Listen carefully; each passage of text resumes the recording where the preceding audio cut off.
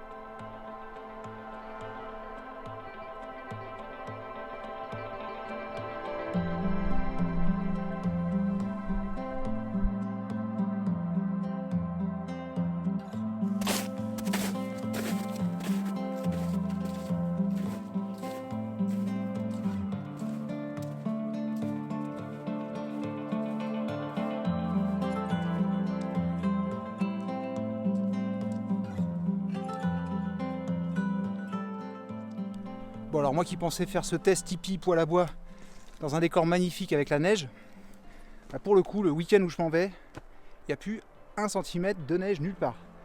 Là je suis sur Anote, sur les hauteurs d'Anote dans les Alpes de Haute-Provence. Je vous avais déjà fait une vidéo d'ailleurs sur la ville d'Anote et son grès, enfin je vous en avais parlé rapidement dans une vidéo. Et malheureusement là ce week-end il y a eu un gros redout et je pense que c'est général sur toutes les Alpes, il y a eu un gros redout, d'ailleurs il y a eu des risques avalanches très marqués dans les Alpes du Nord. Et manque de bol pour moi, il n'y a plus 1 gramme de neige là, donc je suis un peu dégoûté parce que j'espère quand même que les températures vont être assez fraîches. Parce que si je dois faire du feu par 15 degrés, ça va pas être drôle.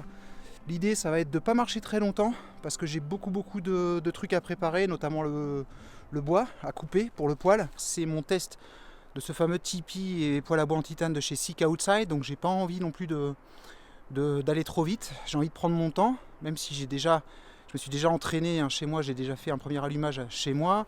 Je me suis déjà entraîné à monter, démonter le poêle, bref, je commence à comprendre un petit peu dans quel ordre monter tout ça, mais je préfère quand même prendre mon temps. Et puis pour un premier jet, c'est un peu normal aussi, histoire de faire les choses bien, de voir comment ça fonctionne. Je vais pas monter très haut, je pense que je vais tourner autour des 1000, 1100, maximum 1200, 1300 mètres, pas plus. Demain, je monterai peut-être un petit peu plus haut sur la crête. Et puis bon on va marcher, on va dire 2 heures maxi, 3 heures.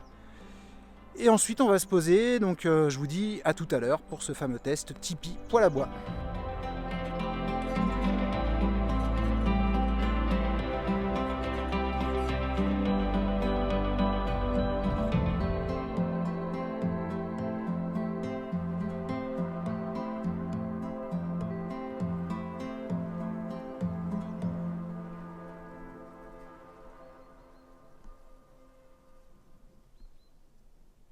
Ok, bon, bah, je crois que je vais me poser ici. Je suis quasiment certain d'être sur un terrain privé, c'est ce qui m'embête un petit peu, mais là il n'y a absolument personne. Il y a une petite cabane fermée juste à côté, à 10 minutes à pied. Et là j'ai trouvé un petit coin super sympa. Pas trop humide, enfin bon, je pense que je vais être bien. Un petit peu exposé, mais je vais bien arrimer l'abri. Et puis surtout, c'est un abri, le Silver Trip, qui est réputé pour être vraiment résistant aux intempéries, aux gros mauvais temps. Donc on va bien voir. De toute façon, je vais mettre toutes les sardines, tous les points d'ancrage. Je vais sécuriser avec des cailloux si je peux en trouver. Il y en a quelques-uns, il n'y en a pas beaucoup. Et puis on va passer au montage de l'abri. Je vais déjà monter l'abri, je vais monter le poêle à bois devant vous. Et puis une fois que ça sera monté, je passerai à la partie préparation du bois pour le poêle. Là il est tôt, on est en milieu d'après-midi. Et comme ça me laisse le temps de tout installer tranquillement. Le seul truc qui m'embête, c'est que j'espère que personne va venir me déloger. Là j'ai croisé personne depuis que je suis parti d'Anod tout à l'heure, donc je pense qu'aujourd'hui c'est très calme, il n'y a pas beaucoup de monde. Et puis si je suis chez quelqu'un, de toute façon je vais laisser le moins de traces possible, bien entendu, comme je fais d'habitude, mais là je vais être le plus discret possible. Et puis on verra bien. S'il faut partir, je partirai, ce serait dommage pour un premier test. Hop, voilà. Mais on verra. Allez, c'est parti pour le montage du tipi et du poêle à bois.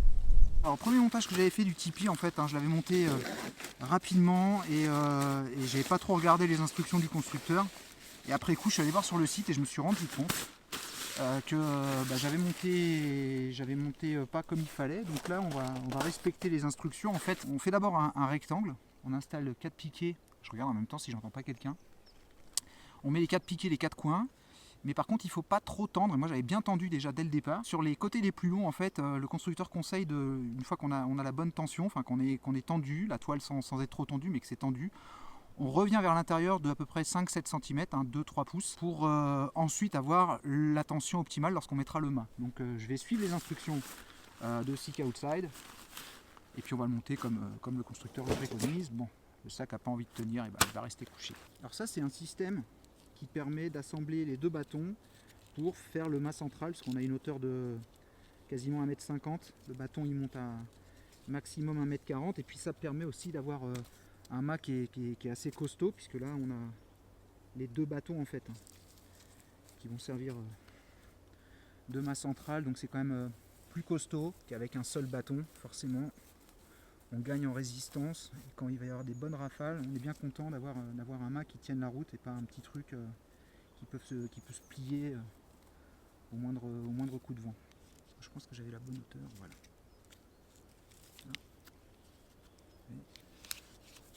Hop.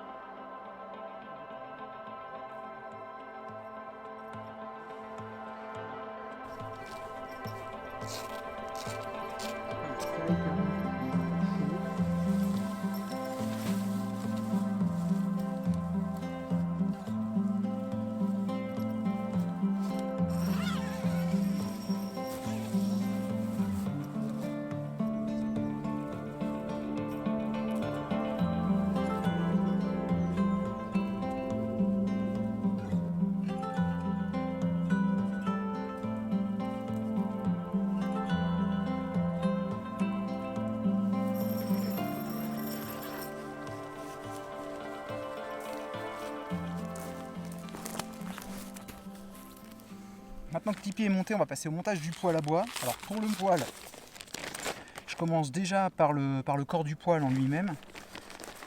Donc là j'ai les pieds, les écrous, donc il faut un minimum d'organisation, les gants pour pas avoir les mains pleines de suie bien sûr. Et puis ici, comme je vous le disais, dans ce petit sac en cubène, là j'ai mis le corps du poêle. Alors c'est pas mal parce que tout s'emboîte plus ou moins. On va sortir tous les éléments et on montera donc en dernier la cheminée. Donc là on a la cheminée. On a également le corps du poêle. Et puis on a le dumper, c'est ce qui permet de contrôler la ventilation de la cheminée. Et en même temps on a un pare-étincelle. Donc ça on le fera après. Par contre ici on a le corps du poêle. L'avantage de ce poêle en titane, c'est qu'on a des plaques rigides pour le haut et le bas. Par contre les parois, c'est une feuille, ce qui permet d'avoir un gain considérable au niveau du poids, on gagne grave en poids, c'est pour ça que j'ai pris ce poêle là justement. Le poêle fait 700 grammes, tout compris avec le tube, enfin conditionné, rangé. Alors on va commencer par prendre la face avant. Voilà, il s'est un petit peu tordu dans le transport, alors j'espère franchement que je ne vais pas galérer pour le monter. Et puis on va mettre donc le corps du poêle dessus, en faisant attention de ne pas se tromper de sens. Voilà. Donc ça c'est la partie haute, on est bien d'accord, voilà. Hop. Ça se met comme ça.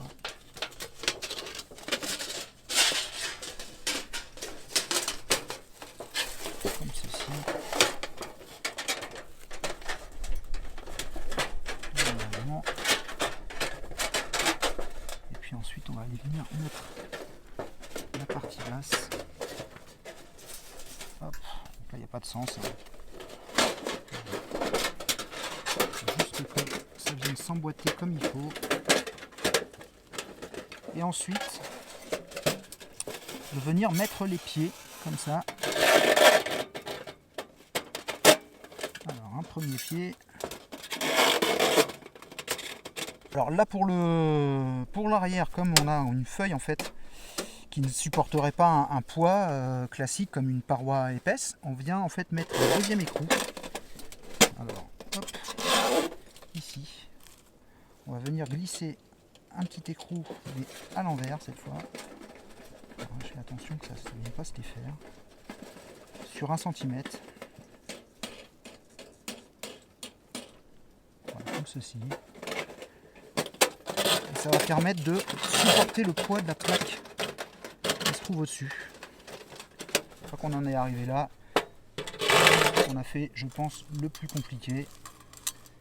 Alors, on a un temps de montage qui est certainement un peu plus important que chez moi dans des conditions optimales, mais ça reste encore raisonnable.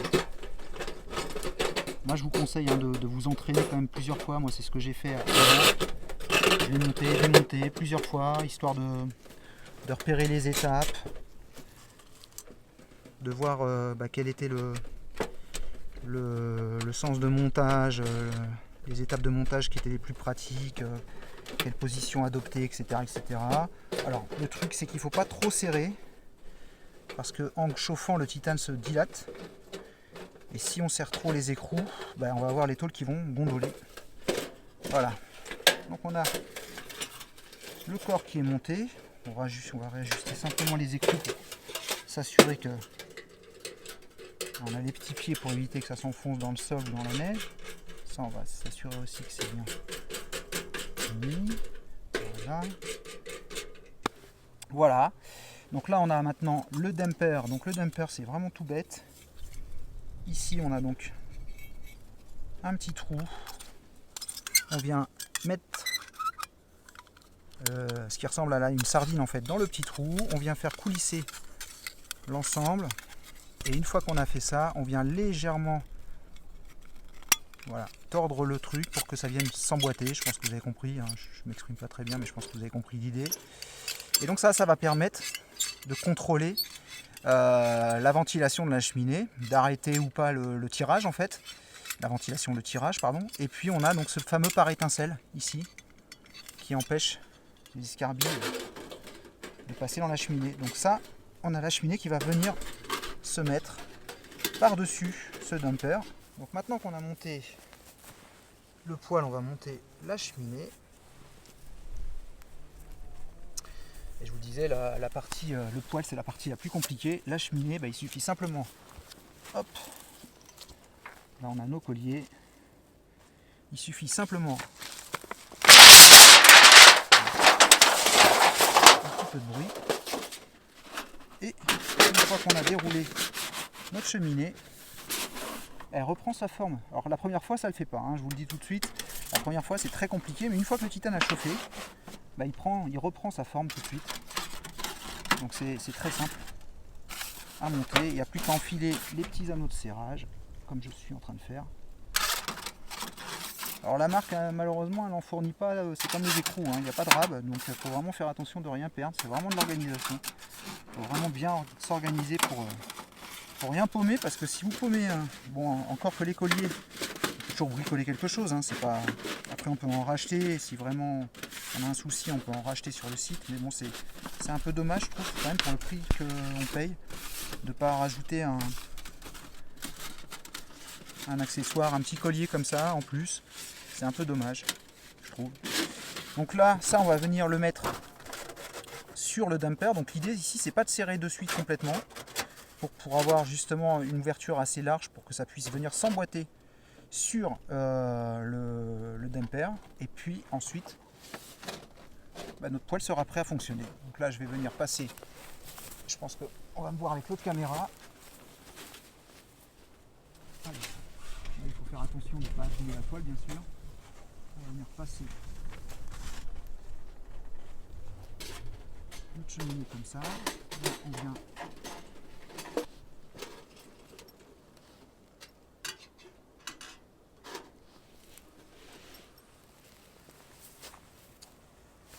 voilà. Alors pour être honnête avec vous, c'est la première fois que le poêle est monté sur l'abri.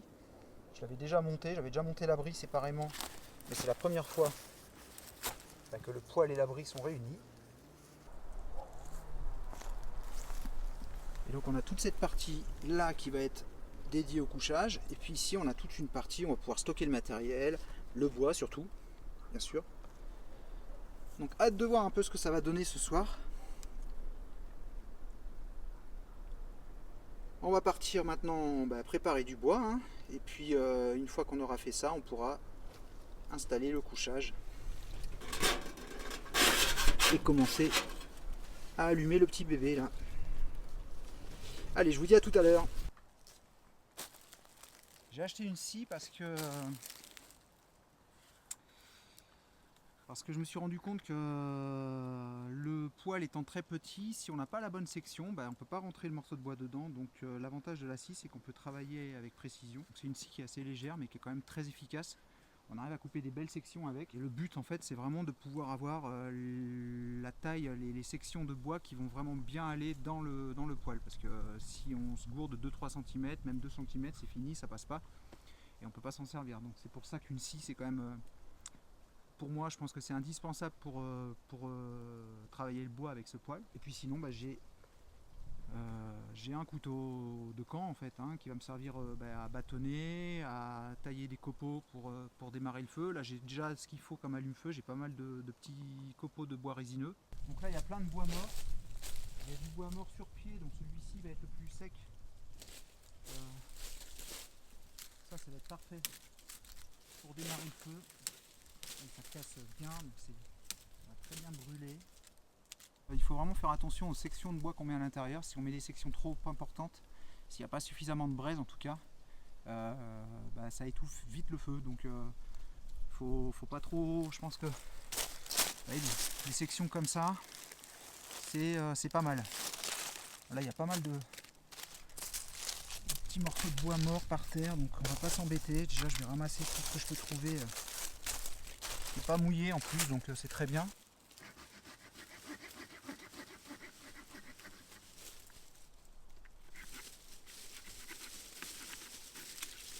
Pour couper du bois, des diamètres de 3 à 5 cm, c'est vraiment parfait. Il faut faire des sections pas plus grandes que ça en fait.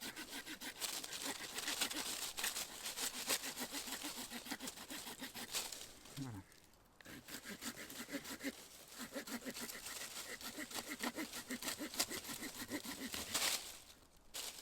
Belle petite section. Ça c'est du très bon diamètre. Donc, ça au moins on risque pas d'étouffer le feu. Voilà, je pense que je l'ai même coupé un peu long. Cette scie est vraiment géniale, hein. Sérieusement, j'ai une petite scie plus légère, mais alors que c'était un vrai gadget à côté. J'aurais mis 10 fois plus de temps pour couper ce que je suis en train de couper. Celle-là, elle pèse un peu moins de 200 grammes. Et elle fait vraiment le taf, hein. Rien à dire. C'est la Nordic Pocket Saw. C'est fait en Suède. Et l'avantage aussi, c'est que les lames sont remplaçables. Elles sont interchangeables. On peut mettre des lames pour le métal, des lames pour le cuir. Très bon acier suédois et relativement léger. Voilà, ça me fait déjà quelques petites sections sympathiques.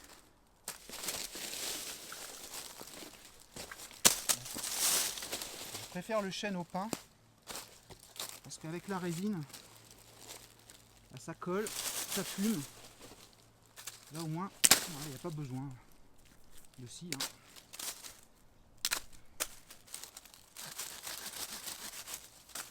Hop, vraiment parfait.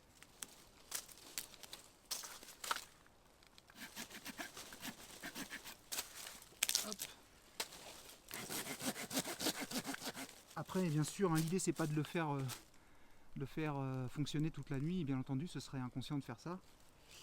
L'idée c'est vraiment de passer une soirée agréable, de pouvoir faire sécher éventuellement ses affaires, d'éviter d'avoir de l'humidité aussi dans la tente. S'il y a de l'humidité, de la condensation, avec le poêle tout va sécher, tout va être sec, ça c'est super.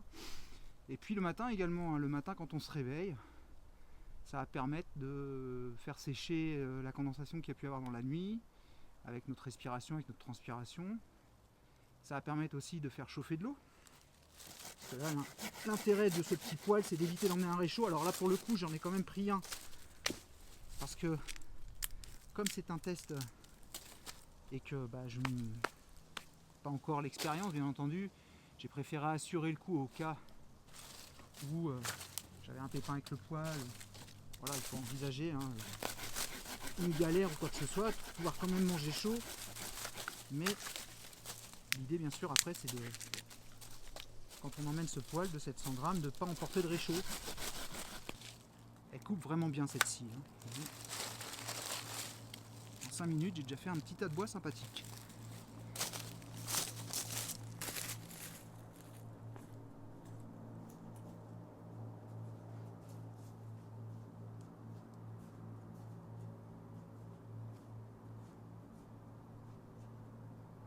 Donc maintenant, on va trier ça par section, par taille, par diamètre. Ouais, ça, je vais arrêter de le couper comme ça parce que vous voyez le problème quand on coupe à l'arrache comme ça, c'est qu'on n'arrive pas à gérer la longueur des sections. Et là, par exemple, celui-ci, c'est beaucoup trop long. Il pleut pas, donc j'ai le temps de me préparer tranquillement. Ils annoncent de la pluie pour la fin de la journée. C'est vrai que ça devient de plus en plus gris, de plus en plus noir. Et c'est aussi l'avantage du poêle par rapport à un feu, c'est que le poêle ne laisse pas de traces. Une fois que le feu sera fini demain, je disperserai les cendres à côté et puis il n'y aura plus de traces de mon campement. Donc ça c'est quand même un truc qui est génial aussi, c'est que on laisse pas des foyers comme ça à droite à gauche, comme on peut en trouver un petit peu partout malheureusement maintenant. Mais bon. Ça c'est un autre débat. Il commence à pleuvoir un petit peu dehors, mais on va en profiter quand même pour démarrer le feu. J'ai préparé mes petites brindilles, je vous disais pour le démarrage du feu. Donc là j'ai des morceaux de coton enduits de cire de bougie chauffe-plat. À l'époque j'avais pas de vaseline, donc j'avais fait ça pour info. Ces cotons, ça va faire plus de 4 ans que je les avais préparés. Je les stocke dans une petite boîte ici de pellicule. Et ça marche, ça s'enflamme toujours aussi bien après 4 ans. Ça c'est parfait pour le stocker, les petites boîtes comme ça en plastique. Bon, les The Kinderm, c'est pas mal non plus. Donc on va démarrer avec ça. On va démarrer le poêle. Hop. Si le briquet veut bien marcher, voilà. Vous voyez, ça s'enflamme très très bien. On va aller le mettre au milieu du poêle comme ça. Et puis on va commencer à y mettre des toutes petites brindilles. Là, je vous disais, il faut vraiment pas s'amuser à... Ouais, là c'est déjà un petit peu trop long. Même l'ouverture est relativement étroite. Alors, on va attendre que ça prenne. S'assurer aussi que ça se soit bien ouvert, parce que sinon toute la fumée va ressortir. Alors, ça commence à sentir bon. Dommage que vous n'ayez pas l'odeur, parce que franchement, cette odeur de bois, c'est trop sympa, quoi, franchement. L'avantage de ces petites boules de coton, c'est que ça brûle quand même pendant quelques minutes, donc ça a le temps. Ça laisse quand même le temps de démarrer le feu, vous voyez. Je vais juste fermer pour augmenter le tirant d'air. Voilà. Là, je ne sais pas si vous entendez, mais tout de suite, on a un tirant d'air qui n'a rien à voir lorsqu'on ferme la porte. Et là, je sens que ça brûle bien là. Vous voyez ? On va le laisser brûler un peu. Et puis ici, on a une petite trappe qui sert à régler justement la ventilation. Là on va la laisser au maximum. Et puis on va continuer à mettre quelques petites brindilles, petits poils plus grands, comme celle-ci, là voilà, ça c'est très bien. C'est mon premier allumage, hein, donc je suis extrêmement vigilant au niveau de la toile surtout bien sûr. Je vérifie en même temps que la fumée sorte bien, mais on dirait que ça prend pas mal. Donc, je vais préparer quelques petits morceaux supplémentaires. Ça je pense que ça va être un poil long. On va éviter de mettre du bois trop humide. Voilà. Ça part très très bien. Ces petits copeaux de bois. Vous allez voir. Une fois que ça s'enflamme. Hop. Voilà, du bois quand même qui est un petit peu humide, donc on va éviter de mettre du bois.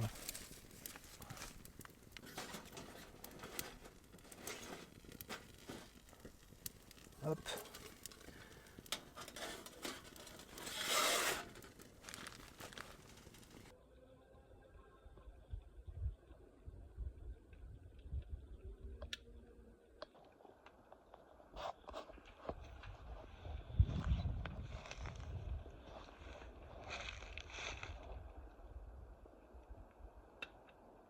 C'est vraiment un palace ce tipi, c'est génial la place qu'on a. Vous voyez, il y a encore plein de places que j'ai pas utilisées. Bon, j'ai pas sorti encore mon duvet, mais on a une place franchement de fou là-dedans. Et puis, alors truc intéressant, c'est que j'ai pas bien sûr étanchéifié les coutures du tipi. Apparemment, Sika Outside en fait fait des coutures plates. Et j'ai vu le retour d'un utilisateur d'un autre abri de chez eux qui disait qu'il avait testé avant d'étanchéifier les coutures, il vous l'avait testé sous la pluie pour voir si justement il avait besoin d'étanchéifier ou pas. Il s'est pris une sacrée averse pendant plusieurs heures et au bout de quelques heures seulement, il y a quelques gouttes qui ont commencé à sortir en fait des coutures. Et je sais pas si vous entendez, mais là ça commence à tomber. Dehors ça commence à bien tomber. À l'intérieur c'est génial avec ce poil. Franchement, j'ai un petit peu galéré parce qu'en fait le bois que j'ai récupéré tout à l'heure était quand même un peu humide. Donc, j'ai un petit peu galéré pour le faire partir, mais là il commence à bien chauffer.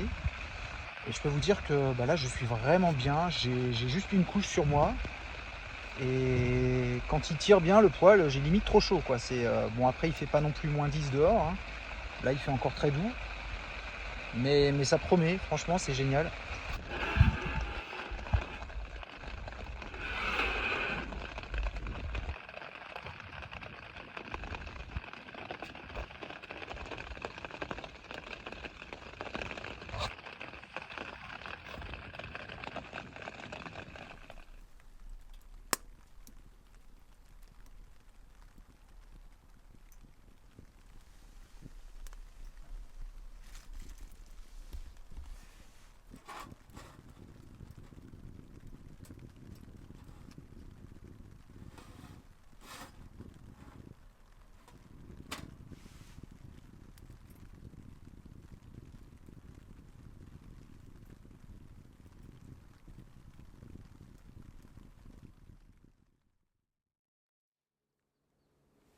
Bon, j'ai vraiment eu une nuit super pour pouvoir tester ce combo tipi poêle à bois parce qu'il a plu quasiment toute la nuit.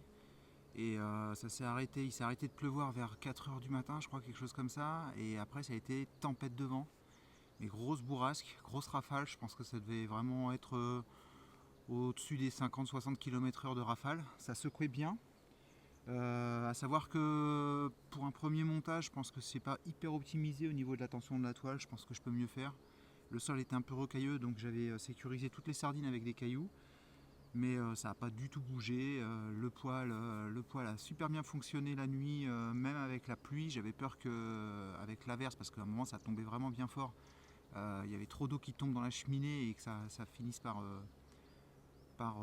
éteindre le foyer tout simplement. Et puis au final non, pas du tout. Alors de temps en temps on entendait des pchit pchit, et puis je voyais quelques gouttes perler au niveau de l'ouverture du stop jack, mais normal, hein, puisque c'est là où passe le tuyau, donc c'est pas complètement étanche.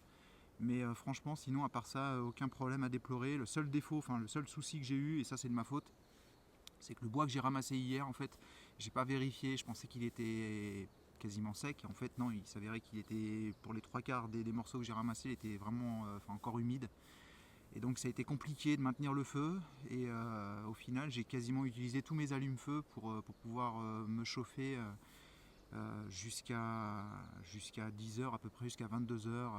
22h, j'ai arrêté de mettre des morceaux de bois et puis je me suis couché. Mais le bois est un petit peu humide, donc c'était un peu laborieux pour le maintenir, même en ayant de la braise, même en ayant un petit lit de braise, c'était laborieux pour faire en sorte que le bois se consume. J'ai été hyper impressionné de la place qu'on a à l'intérieur, en fait, quand on est solo. C'est-à-dire que j'ai toute la partie au fond où je peux dormir. Alors au niveau de la longueur, hein, franchement, même si on fait 1m95, il n'y a aucun problème, on ne touche pas ni en haut ni au niveau des pieds. Alors il faut savoir que c'est pour ça aussi que la marque a rajouté les haubans de chaque côté. C'est pour agrandir l'espace de vie au niveau de la tête et des pieds, parce qu'on dort dans ce sens-là.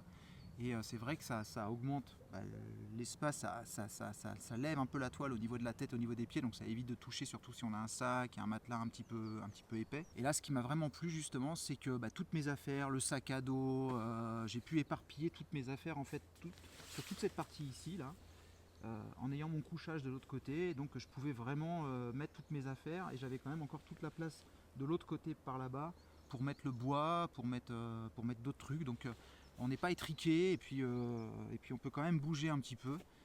Donc franchement très très bien. Pas de fumée à l'intérieur, sauf de temps en temps quand je m'amusais justement avec les réglages de tirage avec le dumper, mais ça c'était plus ou moins ma faute. Et puis le fait peut-être aussi de mettre trop rapidement du bois, forcément ça génère plus de fumée.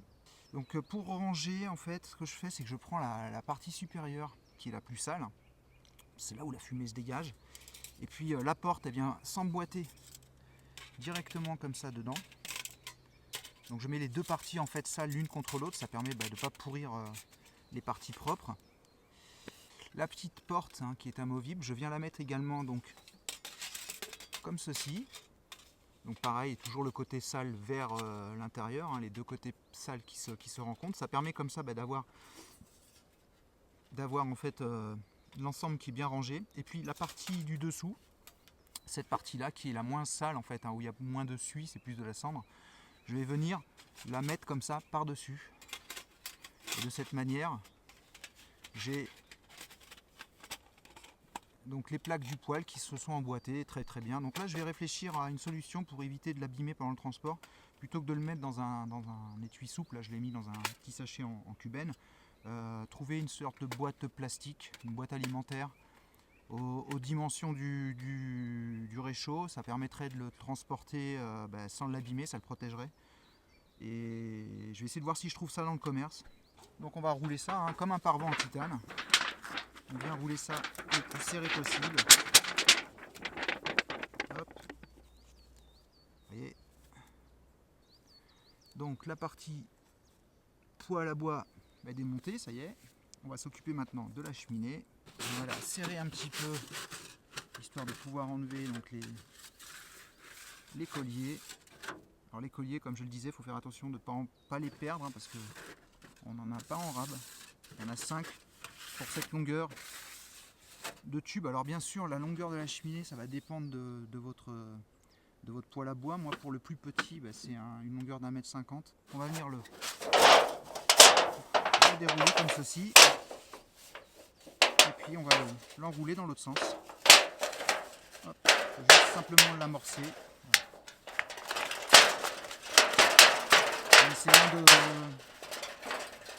En essayant de toucher le moins possible l'intérieur, parce que c'est vraiment de la suie là, c'est vraiment sale. Hop.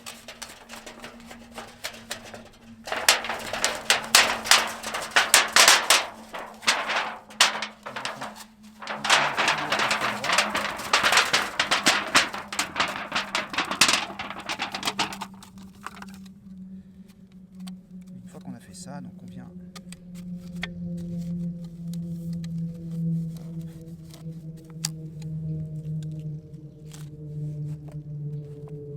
qu'il faut des gants, parce que ça... Alors j'espère que je l'ai... C'est juste pile poil le bon Donc là en fait ce qu'on va faire c'est qu'il y a une partie qui va venir accueillir le dumper. Tac. Et l'autre partie où on va pouvoir y glisser le corps du poêle à bois. Et tout ça va rentrer gentiment à l'intérieur du tube ici. On vient glisser le tout dans le tube. Et il n'y a plus qu'à fermer. Comme cela.